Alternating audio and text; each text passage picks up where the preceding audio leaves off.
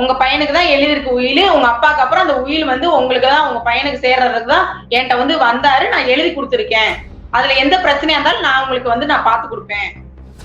உயில் தான் எழுதியிருக்காரு உங்க அப்பா, உயில் வந்து உங்க பையனுக்கு எழுதியிருக்காரு அப்படின்றத சொன்னாரு என்கிட்ட.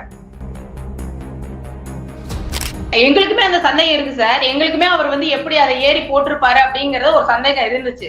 ஏன்னா வந்து இவருமே எங்களுக்கு காரணமா இருக்கலாம். ஏன்னா இப்ப இந்த இவர் உயிரோட இருக்கிறதா இப்ப அவருக்கு பிரச்சனை.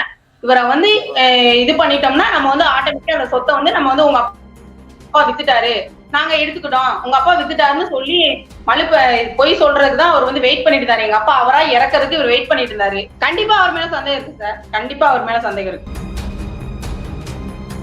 அவர் வந்து தான் ஒரு வழக்கறிஞர்ன்ற தெளிவா பதிவு பண்றாரு.